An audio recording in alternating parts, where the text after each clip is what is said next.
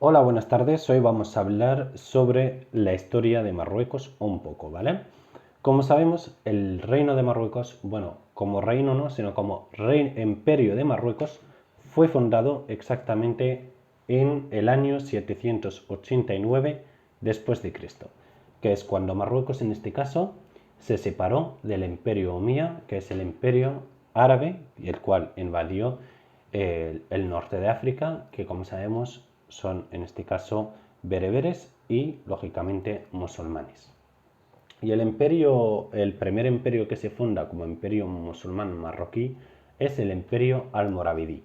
Y bien, el imperio almoravidí, si volvemos a su historia, todos sabemos perfectamente de que ha gobernado el gran parte, digamos, del norte de África y aparte de eso, casi toda la península española, la península ibérica en este caso, que controlaba todo lo que es el Andalus, por supuesto lo que son actualmente las provincias catalanas o Valencia, toda esta zona, pues la gobernaba el mismo sultanatum, Aragón, etcétera, e incluso el sur de Portugal. Toda esta parte era del imperio almoravidí. Pero bueno, con el tiempo, las diferentes dinastías de Marruecos, fueron, digamos, derrocadas por B o por C, problemas internos del país y por supuesto también por las invasiones extranjeras. Aquí en la península, por ejemplo, es por la resistencia de la liberación, lógicamente lograron expulsarlos y el último batallón es digamos, lo último que hicieron o quien terminó, digamos, la liberación de la península es la Isabel la Católica y el Fernando el Católico de Aragón, que el último califato era el de Granada, terminaron echándolos y por lo tanto ahí se perdió pues una parte del imperio almoravidí. Y después de eso pues vinieron ya otras dinastías, pero para no alargar el vídeo no voy a hablar de todas las dinastías que gobernaron el imperio marroquí. El imperio marroquí, que se le llame digamos en nombre de la dinastía, no significa que cambie algo, porque la historia es la del mismo país, que es el Marrakech, el imperio Marrakech, o el Imperio Marruecos, porque Marruecos o Morroco o Magog, todos estos nombres vienen al fin y al cabo de Marrakech, que en bereber significa tierra de Dios. Y bien, en este caso las últimas dinastías que gobernaron Marruecos, la última sobre todo es la dinastía Saidí, que por supuesto llevó el país bastante a la quiebra y perdió muchísimo territorio también con esta dinastía, pero después vinieron los alawitas, derrocaron a los saidís y gobernaron el país. Estos gobernaron bastante y recuperaron bastante territorio al reino. Y después de recuperarlo, bueno, así llamaba en esta época ya con los reyes actuales, con la familia alawita, el sultanato de Marruecos. Y por supuesto recuperaron la mitad de lo que se había perdido. En la península ibérica en este caso no han vuelto a entrar. Por supuesto, ahí ya empiezan los imperialistas. España se convierte en un imperio que empieza a colonizar por todos lados. Francia empieza a interesarle a África para colonizarla. Portugal, el Reino Unido también. Y por supuesto, en este caso, este tema es sobre el Sáhara Occidental. Y el Sáhara Occidental, aquí en el Reino de Marruecos o en el Sultanato de Marruecos, era parte de este reino. Y no solo parte, sino que también tenían una autonomía casi total sobre su zona, aunque no era mucha gente, porque prácticamente digamos, los saharauis en 1975, por ejemplo, que es la última vez que se hizo el censo sobre este territorio, que lo hizo además el Imperio Español, el colonialismo español, el cual establecía de que en el Sahara había 70.000 habitantes, así que imaginaros antes de esta ficha cuántos saharauis había. Y por lo tanto se les había dado una autonomía total, igual que en el norte de Marruecos, en la provincia del Rif en este caso, por ejemplo, en el Rif, eran tribus confederadas, lógicamente independientes, pero con la lealtad al príncipe de los creyentes en Marruecos. No reconocían al sultán, pero sí que reconocían el califato, digamos, el príncipe de los creyentes. Y lo mismo pasaba con el Sahara y pasaba con Mauritania, que eran también parte de Marruecos. Y no solo eso, sino que también parte de Argelia, que es Bishar y Tinduf, en este caso dos provincias que están al sur de Argelia, también eran parte de Marruecos y sobre todo, por ejemplo, Tinduf, ahora mismo es donde se encuentran los saharauis refugiados en los campamentos. Bueno, más que refugiados, se encuentran retenidos por el Frente Terrorista de Polisario y no solo por él, sino también por el ejército argelino.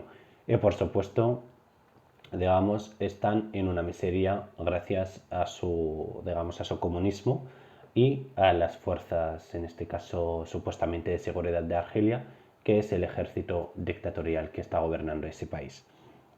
Y bueno, en este caso España proclama en 1884 que el Sáhara va a ser parte de ella. Él la ocupa totalmente y empieza lógicamente a fortalecer y a construir ciudades como Villa Cisneros, etcétera, etcétera, y a poner ya gobernadores. Y luego después de esto, la ONU, por ejemplo, bueno, antes de la ONU, España en 1958 declara de que este territorio es parte de España, las declara provincias españolas y todos los ciudadanos que se encontraban en el Sáhara entonces, que como hemos dicho anteriormente, que serían como 70.000, pero vamos, 70.000 antes, después pues no lo sé. Y claro, en este caso España los declara ya territorios españoles. Y en 1967 la ONU le dice a España, no, tienes que descolonizar ya lo antes posible el territorio del Sáhara. Pero descolonizar, ¿qué significaba? O devolverlos a sus dueños, que era en este caso Marruecos, o qué era. Pero no, España en este caso empezó a negociar con las tribus de la zona, y no solo con las tribus, sino con algunos rebeldes en general que luchaban contra España digamos, para liberar digamos, el Sáhara. Y lógicamente, en este caso, en 1968 se crea la la Organización Avanzada para la Liberación del Sagui al-Hamra y el Río de Oro, que esta organización luego pasaría a ser en este caso el Frente de Polisario, que es el que proclama la República Arábica del Sáhara Occidental. Pero antes de esto, antes de que, digamos, antes de hacerse este referéndum, lógicamente España, bueno, España no sé, la organización, que era una asamblea en este caso que se encontraba en el Sáhara, bajo el control del colonialismo español, en este caso en su momento, solicita a las Naciones Unidas celebrar un referéndum. Y lógicamente España había aceptado, digamos, el referéndum, pero Marruecos se opuso en contra de este referéndum que se iba a celebrar ilegalmente sobre un territorio que históricamente y con documentación demostrada y con mapas demostrables también, que el territorio era marroquí. Y por supuesto, la ONU, en este caso, al final, anula digamos, el referéndum y obliga a España a anular el referéndum. Se anuló el referéndum y, por supuesto, Marruecos está muy enfadado entonces y empieza a organizar lo que es la Marcha Verde y con apoyo de Estados Unidos y, por supuesto, de Arabia Saudí, que ha financiado, digamos, en gran parte lo que es la Marcha Verde. Y en la oposición, pues teníamos a Argelia y, por supuesto, al Frente de Polisario, que en este caso es el grupo que proclama la República Arábica del Sáhara. Y bueno, en este caso, después de proclamar todo esto, la ONU anula, digamos, el referéndum. Luego se van a lo que es la Haya, es decir, en este caso la Corte Internacional digamos, de Juicios y todas esas cosas. Y bueno, la Haya en este caso decreta de que en el Sáhara se tiene que hacer el referéndum para saber si los saharauis quieren o no quieren estar con Marruecos o quieren una independencia. Pero por supuesto Marruecos no quiere este referéndum, y no solo Marruecos, sino que nadie quiere este referéndum, no solo Marruecos como país, sino que los ciudadanos marroquíes tampoco quieren que se celebre este referéndum. Y bueno, al fin y al cabo, por ejemplo, si se celebrara hoy, van a salir perdiendo, porque todos los saharauis que hay en el Sáhara hoy en día son saharauis que viven casi gratis, lógicamente. La gran parte del dinero de Marruecos va hacia el Sáhara para su bienestar y las infraestructuras que hay en el Sáhara muchas veces no las encuentras ni siquiera en el centro del país. Por lo tanto, los saharauis no van a querer destrozar lo que es el Sáhara hoy en día, porque es un gran parte de Marruecos, una gran parte de Marruecos. Y no solo eso, sino que es una zona rica. Y no hablo de riqueza que ella aporta, porque ella prácticamente no aporta ni siquiera la mitad de lo que suele costar el Sáhara. Y el Sáhara cuesta mucho para Marruecos. Por ejemplo, cuando Marruecos la recuperó en 1976, prácticamente gastaba el 3% del PIB solo en mantener lo que es las fuerzas de seguridad en tan desierto contra el terrorismo en este caso, que practicaba lógicamente digamos, el grupo del Frente Polisario, que el grupo Frente Polisario que ahora España defiende de vez en cuando, o sobre todo protegido por Argelia. Recuerdo a los españoles de que este ha matado más de 200 pescadores de Canarias y ha violado a mujeres españolas que tanto en su momento en el Sáhara, como después, es decir, sigue haciendo de las suyas. Y aún así, para España no pasa nada, es decir, ha matado 200 pescadores, 200 familias canarias que se han quedado mujeres en este caso viudas y niños huérfanos, y no pasa absolutamente nada. Por desgracia, esto es cuando se defiende a un grupo que es terrorista, cuando supuestamente era parte del territorio nacional de España, que en vez de formar parte, pues no, directamente se dedicó a matar a españoles y luego lógicamente a matar a los saharauis y a los marroquíes. Y bueno, para terminar con todo esto, digamos, Estados Unidos y Arabia Saudí apoyaron que Marruecos recuperase estos territorios, sobre todo porque son ricos en fosfatos y aparte de eso, pues también en gas. Por lo tanto, a Estados Unidos no le interesaba de que este territorio quedara en manos del Sahara, de España, perdón, siendo que es un territorio históricamente marroquí. Bueno, de todo esto, pues lo que, digamos, este vídeo lo hice sobre todo para intentar, digamos, describir un poco la historia del Reino de Marruecos o del Sultanato de Marruecos o del Imperio Marroquí.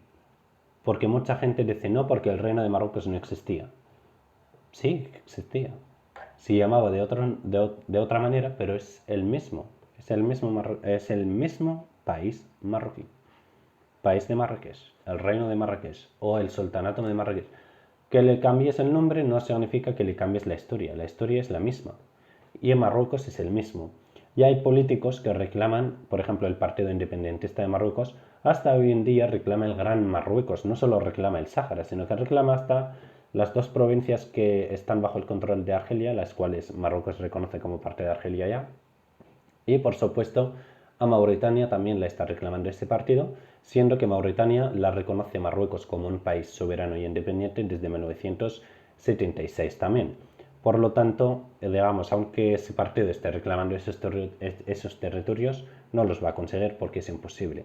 Pero el Sáhara, es que el partido que no la reclame, si hay algún partido en Marruecos que no reclame estos territorios, se le consideraría directamente traidor a la patria.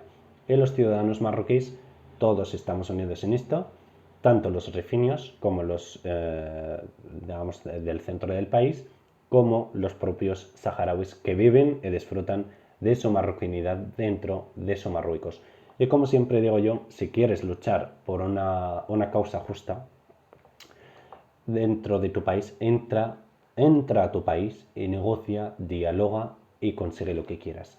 Pero que vayas con los enemigos y traiciones a tus orígenes y a tus, digamos, antepasados, sobre todo a los saharauis que anteriormente juraban la obediencia y la lealtad a nuestro reino, a nuestro imperio, a nuestro sultanato, a como le quieras llamar, y traicionarlos de esta manera declarando una república arábica, siendo que el Sáhara primero nunca fue árabe ni nunca lo será, porque al fin y al cabo los auténticos habitantes del Sáhara son tribus bereberes, las cuales son las que están dentro de Marruecos, no han ido a Argelia para reclamar nada, están dentro de Marruecos y están encantados con digamos, con el acuerdo que Marruecos ofrece, que es la autonomía total y absoluta.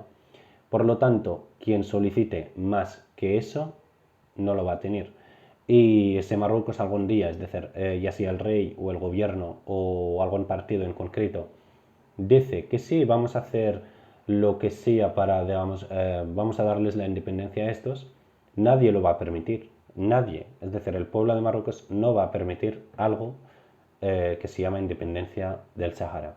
Más que nada porque no es una causa solo del gobierno de Marruecos o una causa solo de la familia real, sino que el Sáhara es una causa de todos los marroquíes y todos los marroquíes en este sentido estamos unidos.